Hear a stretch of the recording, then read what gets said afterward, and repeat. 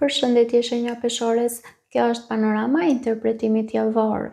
Kjo javë për ju hapet në një mënyrë shumë personale dhe njëkohësisht komplekse, me kartën Gruaja. Gruaja vendos në qendër një figurë femërore.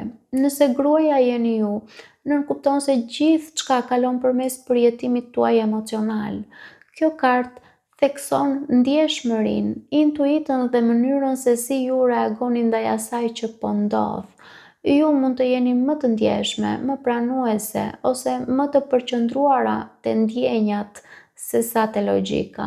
Nëse gruaja nuk ju përfaqëson ju, mund të tregojë një person specifik në jetën tuaj, mama, motër, shoqe, rivale, kolege, partnere, ish partnere të dikujt e të tjera. Në këtë rast, kjo femër bëhet figurë kyçe në dinamik, sidomos duke qenë pranë kartës së kullës, sepse nënkupton distancë ose diçka në lidhje me të kaluarën. Më pas kemi kartën e kullës, siç thash pak më parë, e cila këtu merr një kuptim shumë të rëndësishëm. Kulla nënkupton distancë, tërheqje, autoritet, institucione, por edhe ndikim nga e kaluara. Kjo sugjeron se situata që po përjetoni nuk është e re, ka rrënjë më të hershme, mund të jetë një ftoje që është ndërtuar me kohë, një mur emocional ose një model i vjetër mbrojtjeje që po rikthehet.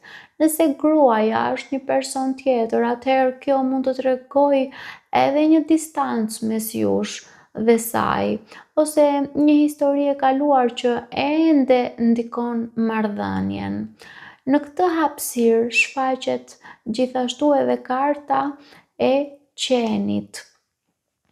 Qeni nënkupton besnikëri, miqësi, një lidhje të qëndrueshme.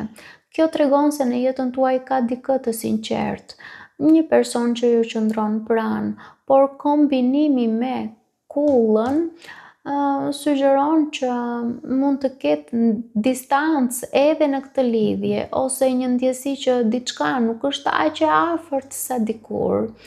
Me kartën letër, duket se vjen një moment komunikimi, një mesazh, një bisedë, një e vërtetë që duhet thënë.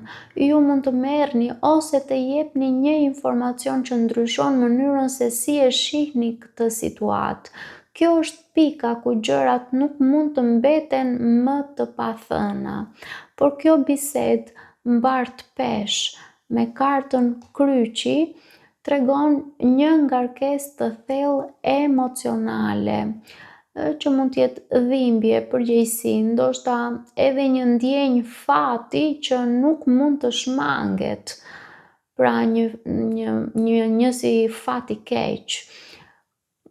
Ju mund të ndjeni sikur po përballeni me diçka që po ju rëndon shpirtërisht, psikologjikisht, diçka që kërkon pranim më shumë se sa zgjidhje të shpejtë.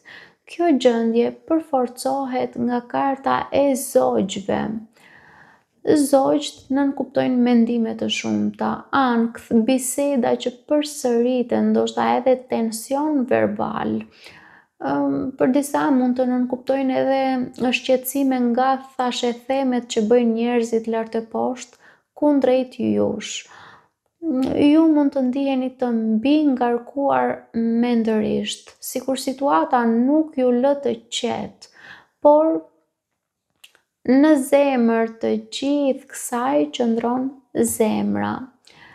Kjo është ajo që e bën këtë histori kaq të fortë, pavarësisht distancës, pavarësisht të kaluarës, pavarësisht komunikimeve të vështira dhe trishtimit, ka ndjenja të vërteta. Kjo nuk është një situatë e zbrazët, është diçka që ka rëndësi të madhe për ju. Në Prism Oracle kemi trishtimin dhe kjo kartë e vulos gjithë energjinë e javës për ju.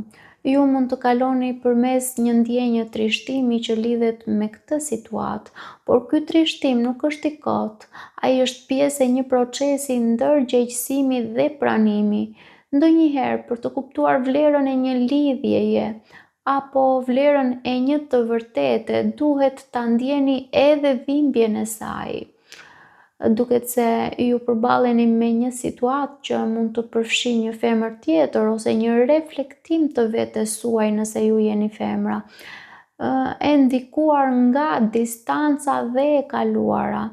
Një komunikim i rëndësishëm sjell në sipërfaqe një të vërtetë emocionale që mund të jetë e rëndë por thelbësore.